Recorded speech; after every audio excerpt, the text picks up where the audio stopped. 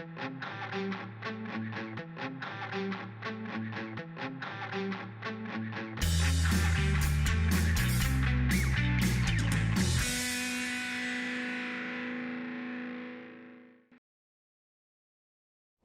and welcome to another episode of FinTech Focus TV with me, Toby. Today I am absolutely delighted to have in the studio Russell Thornton from TRAFiX. Russell, how are you? Hi, very good, thanks, Tony. Listen, great to have you. It's fantastic to have you. We were just talking about how we bumped into each other over at TradeTech and over at various do's over the last couple of weeks as well. And as that's happened, I've been hearing more and more about TRAFiX. So I'm really excited to have you on the show. It seems like you guys are starting to make some moves, see the business grow, getting good people on board. That's the first part of it. You've got an exceptional team that you're starting to build from that. There's a lot more behind it as well that we're going to get under the skin of and under the hood of today. But before we get into all of that, let's do a bit of an introduction. Tell us a little bit about yourself and your journey so far.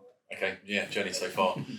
Probably show my age, but started in the city in about 1995. Yeah. Back in the ICV days. Been by a couple of years. So. Did I? Excellent. So that was topic 3.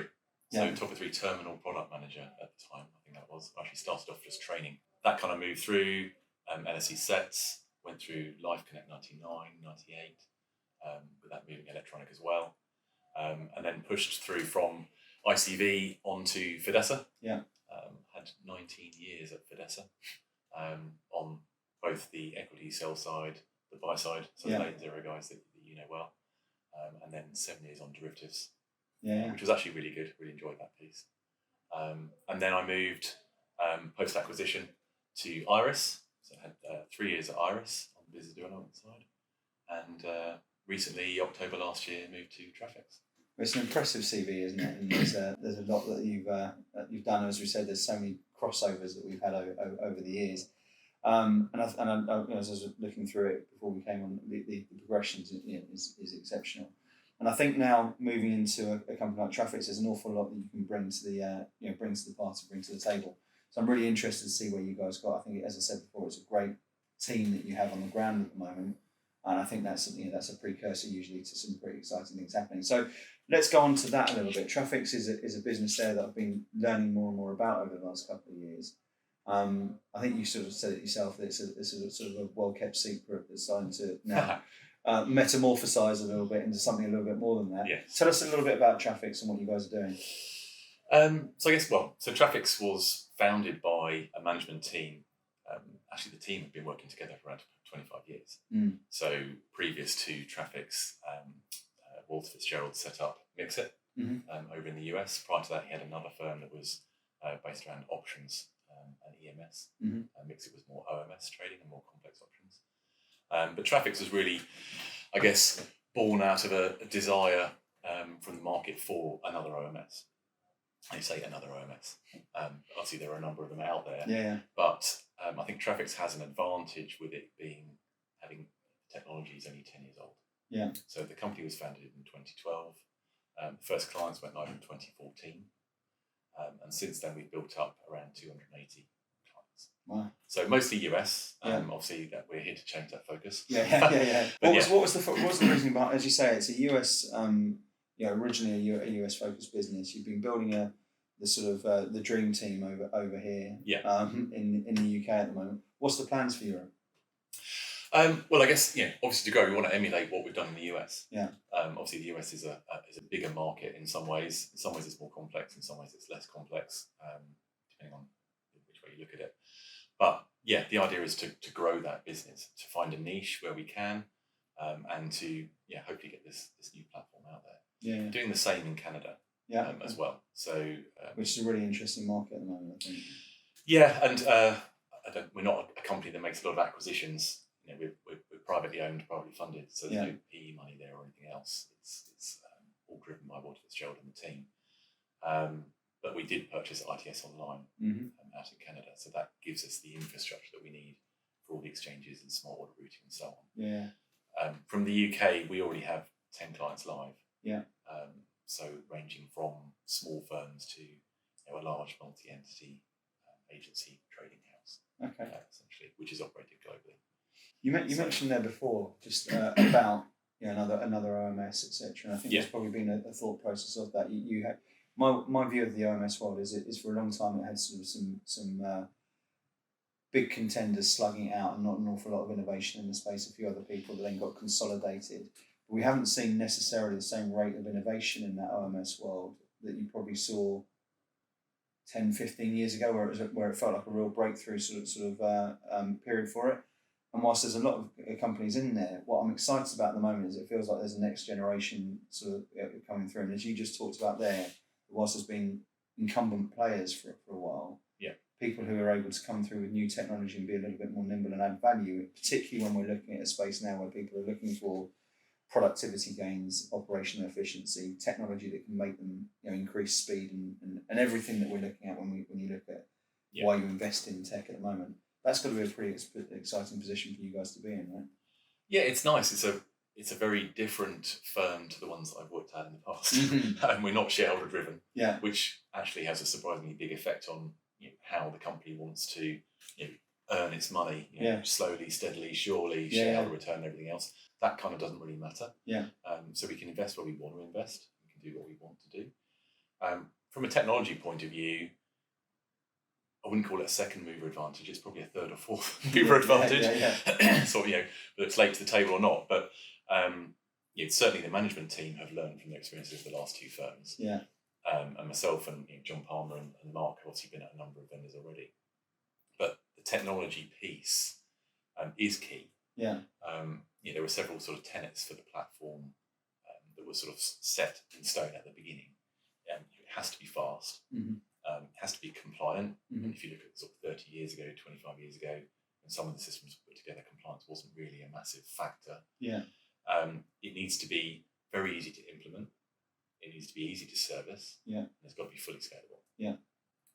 So from our perspective, building a system from the ground up on that new kit, had a conversation last week with the head of development, and when you drill down into the fact you just bring a server online, it logs itself into the system.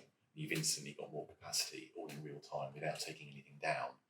The ability to kind of put out bi-weekly releases, if you wish, to push new functionality out to clients. It's a very different way of operating to a kind of an annual, biannual, in some cases, release.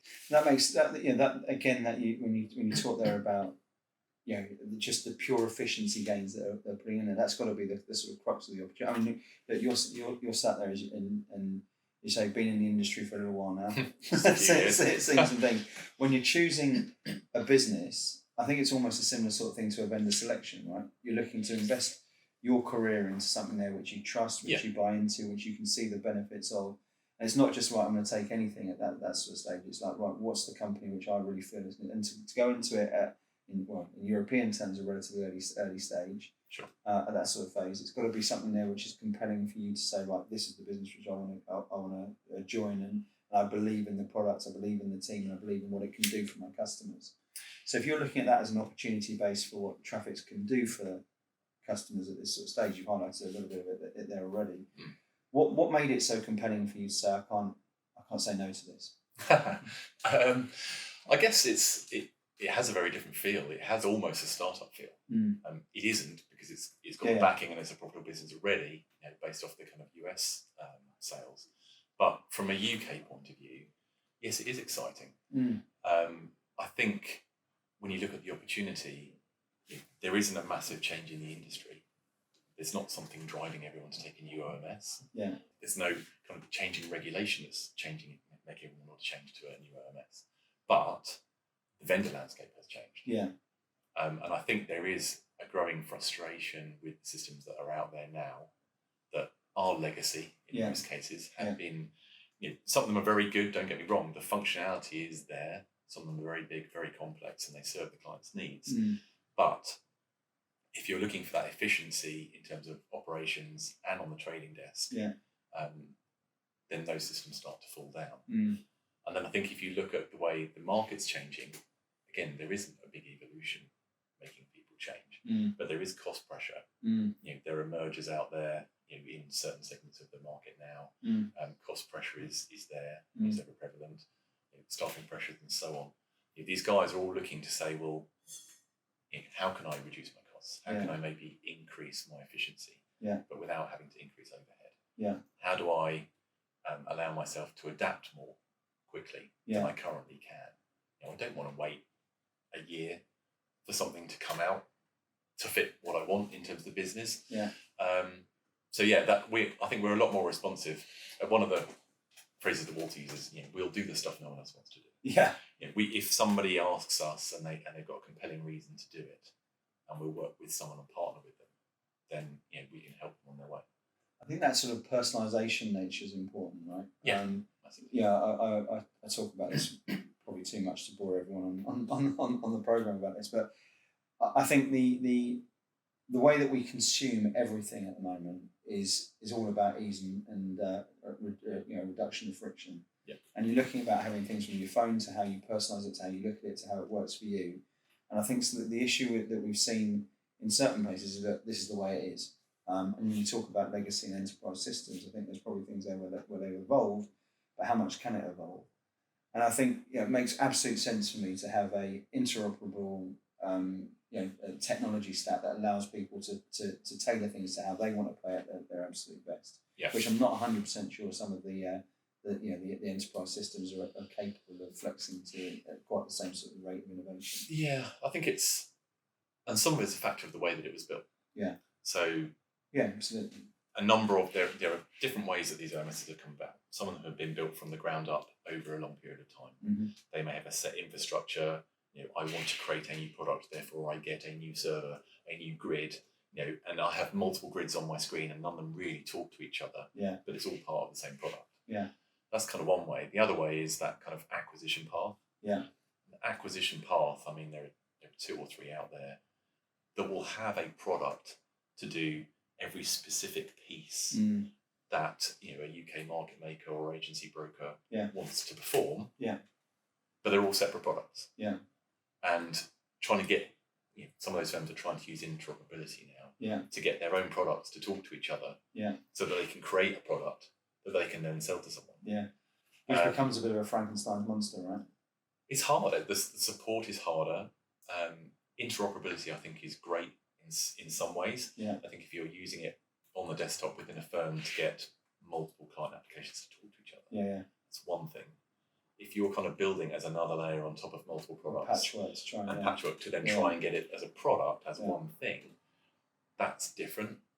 You're kind of giving yourself an extra 2 levels of support overhead. Yeah. Server interop and then front end interop on top of all the other products that are underneath it. Yeah.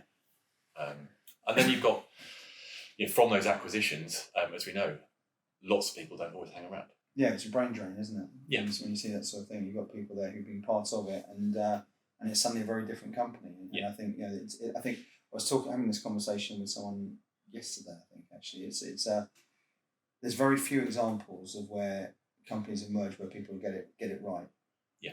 Where there's a sort of seamless transition where the actual companies that patchwork together do that. I think IHS Marketing actually, to their credit, have managed that pretty well over time.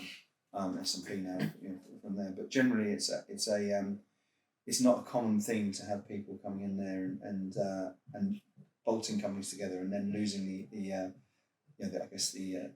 intelligence that comes alongside that, and you end up with a product that's not quite as strong as what it should be. Yeah. The interesting thing about that for me is how often that then doesn't result into we need to then do displace this, because I think the problem about enterprise level technology in that sort of space is it's quite difficult, or seemingly quite difficult, to get it out there. I know you've got a bit of a different viewpoint of that, haven't you, about how easy it is to.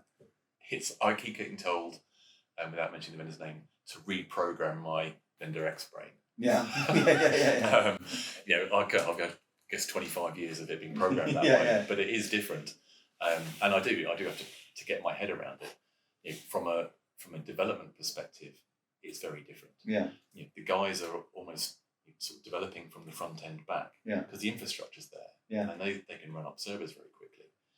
But the way that we work, rather than trying to get every single requirement written down, documented, and then implemented, and then a year later you find out you've missed some things, it's very much you approach it from the user experience and work your way back. Mm.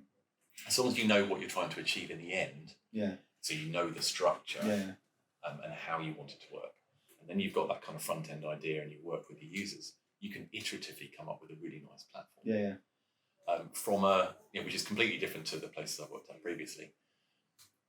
Similarly, from an implementation point of view, lots of the firms that we talk to, it's kind of two approaches. The first approach is there a project that you're currently doing internally? Or, Mr. TRAFiX, would you like to come do this particular project? We've got a new desk, or we've got some low-touch business that we want to start up, or we want to outsource our fix because onboarding a fix client is too slow. Can we work with you on one of these areas? And then once you're in, we can expand. Yeah.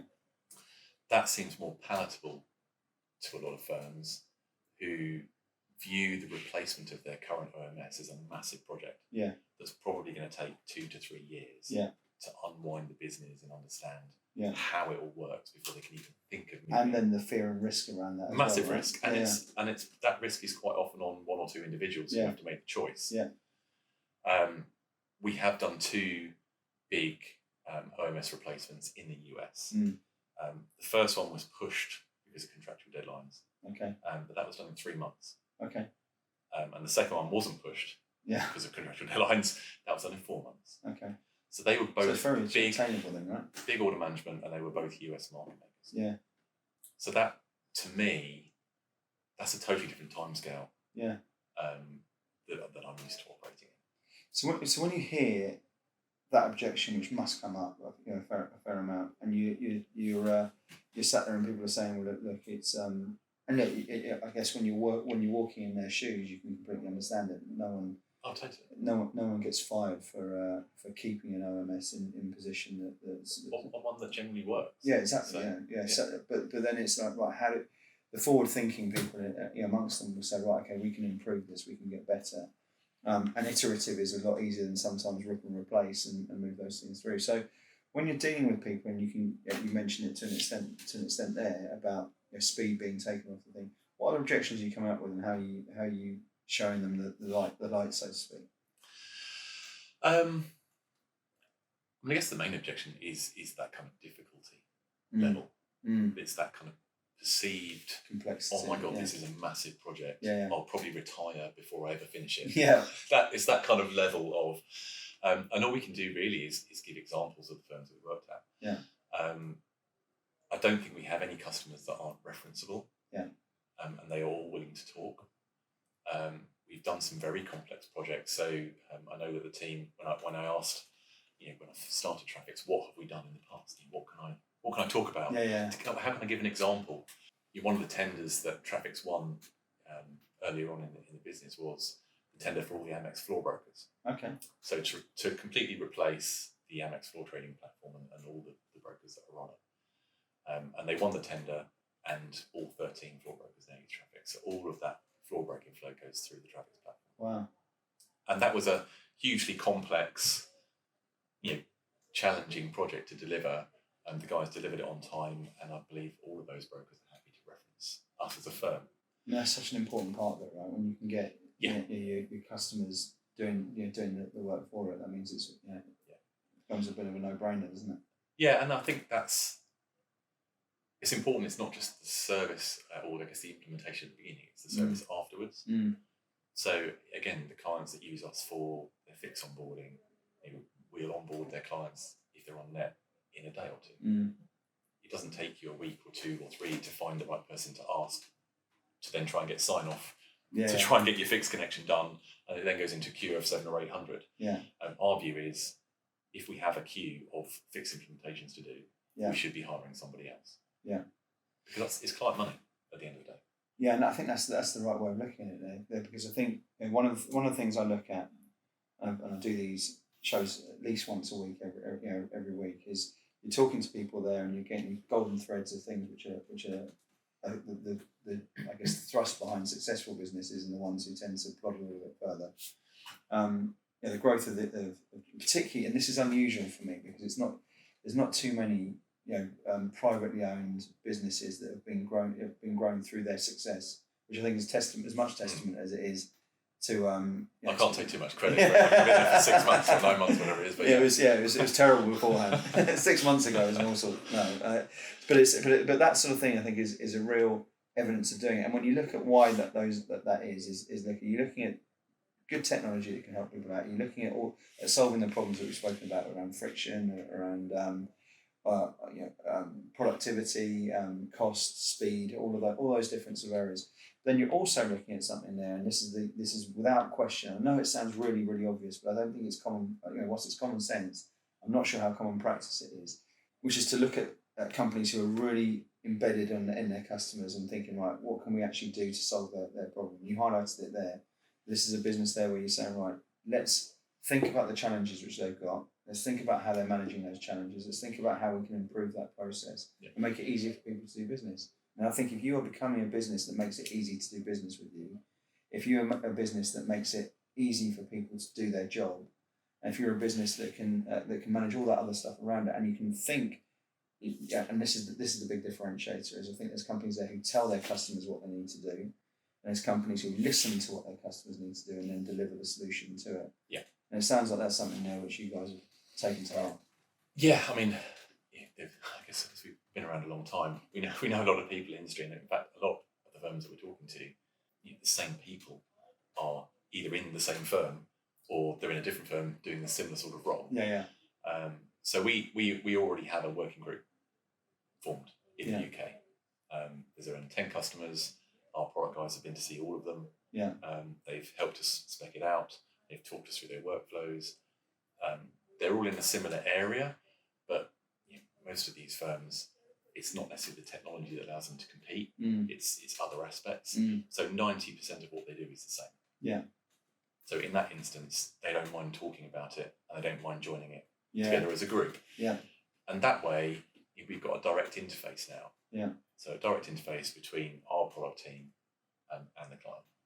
And much as I love to say that I can translate most of this stuff, you can, but you'll always miss something. Yeah.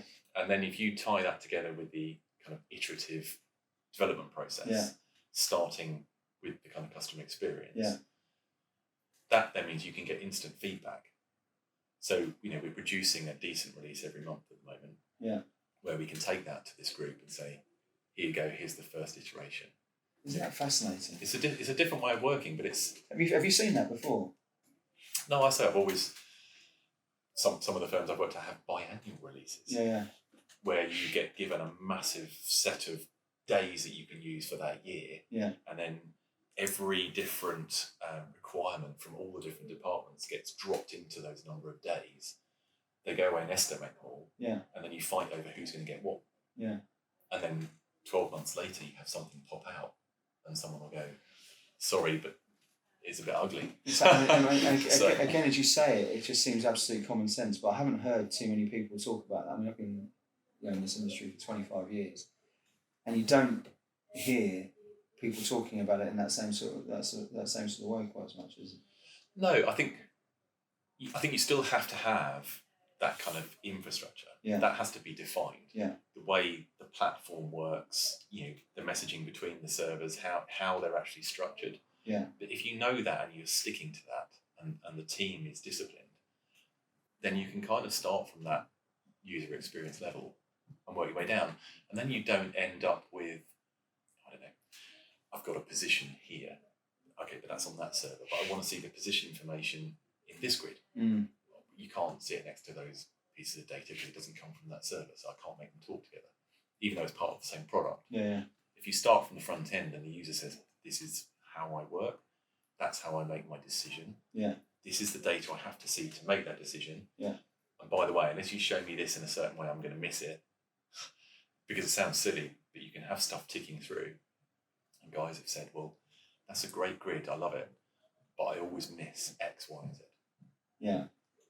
Why do you miss it? And all it would take would be a 2 or 3 second highlight. Yeah. For those items to disappear, and they'll notice it.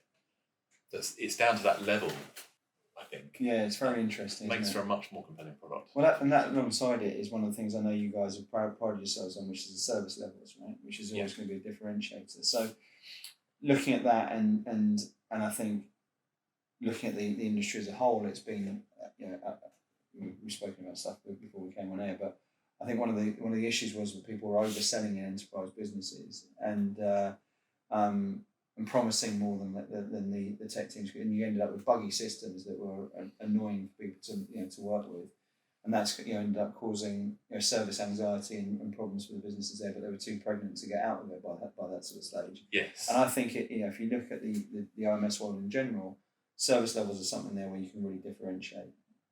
That's something which I know you guys subscribe to, right? Yeah, and that's why we're very happy. If a client has a new desk coming in, or they just say, actually, do you know what, I want to move my fixed connectivity, or I want to put this particular project in place, but I want to de-risk maybe a little bit from the vendor that I'm currently with. Yeah. I currently have every office and every building is using this platform. What can I take out of it? Yeah. And if they do that, generally, the service levels that we put in, we're an approved vendor on their list.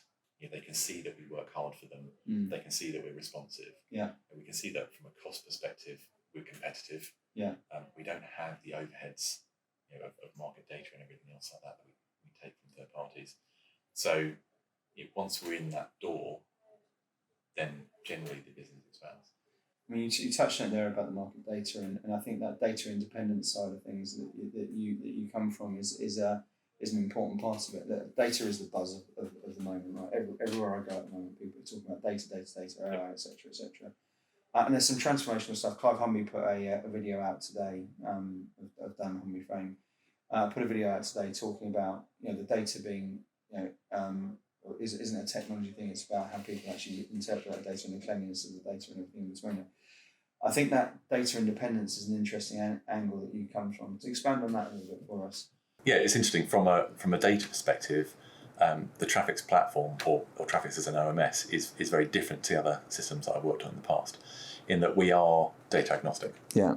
So where most of the other data vendors out there, or OMS providers out there, will have their own ticker plant. Yeah. They'll be collecting all that market data. Yeah. Which can take tens or hundreds of people to take all that exchange data and to cleanse it and to have all the contracts with all the exchanges and to do all of the billing. Yeah. We avoid all of that. We take the data directly from either Bloomberg on the desktop, from Bloomberg BPipe, from Active Financial. Yeah. What that means is that we can concentrate completely and wholly on the trading application. Yeah.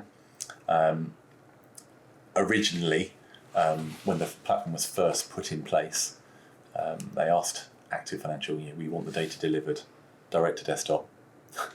We want it delivered by user. We want it permissioned by you and billed by you. Yeah. And they said it couldn't be done. And 6 months later, they had it in place. So the system's completely data independent. The client has a choice. Obviously, if they're using data from Bloomberg, then if it's permissioned on your Bloomberg screen, then it's charging a TRAFiX. That also helps with things like Symbology. Guys are used to looking at the Bloomberg symbols from their clients. And I say, it means we concentrate on the trading application. Focus on exactly what you're good at. Stuff that goes on. And I think you mentioned the data piece around people using data and data being the holy grail. It is, I think, if you're collecting all the data that you've historically used, all of my transactions, how am I performing, which brokers are doing well for me, which strategies are working well, that's insight into your business. Yeah. Real-time market data from an exchange is a commodity. Yeah. And there's already enough people collecting it and providing it. Yeah. That means we don't have to do that. There we go. Makes it easy. Yeah. As with everything, as with everything all the way through this, you made it sound wonderfully easy. Wonderfully easy. It's always easy. Everything's easy. So let's. I told you this would fly, this conversation, and it absolutely has. So, but let's cast an eye to the future. Okay. Tell us what we can expect to see from you guys over the course of the next year. Yeah, and I guess from a TRAFiX perspective, obviously business as usual in the US. Mm-hmm. So looking to grow that business, we've got lots of conversations going on out there. The expansion in Canada via the ITS acquisition. So we've got a new team formed out there. I think that's smart. With infrastructure, so that's really good. Obviously, US, Canada very tied together. Yeah. And a massive emerging market at the moment, I think. Yeah, and again, they've got if you can still call Canada an emerging market. They've got the same vendor upheaval there as we have here. Yeah. It's the main dominant suppliers are out there as well. Yeah. And then in Europe, yes, expanding the team here. So it is a small team. We've got the support in place globally, but really for us, it's getting the name out there. Yeah. We've got the working group of clients there already. We've got lots of good conversations going on. We've got reasonable growth already, and then hopefully we'll have some reasonable sized names that we're allowed to talk about. Well, as I've said, with the knowing what I do of the team that you've put together and looking at the track records, it's there's only one way that's going, isn't there? So, I wish you the very best luck. Look, let's finish up by saying who should be reaching out to you at the moment, and what's the best way for them to do that? We have our email address on the website, which is, we get all sorts of things coming through with the name TRAFiX, air traffic control, all sorts of things come through to us. But yes, any broker dealers, or at the market making side of the business, any centralised dealing desk, which is focused on equities and currently options. We'll be adding futures shortly. So whether that's an investment management desk, centralised desk, or sell side, or anybody looking to outsource fixed connectivity.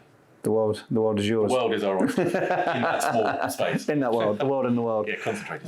Russ, listen, it's been great speaking to you. I'm really excited about this business. As I said, I've seen it over the last year or so, sort of really flourish, and it's great to see it. And I'm really excited to watch the story. So thanks for coming on the show today. Thanks for joining us, and we'll see you soon. Brilliant. And thank you all for watching. We will see you soon on another episode of FinTech Focus TV. Thanks a lot.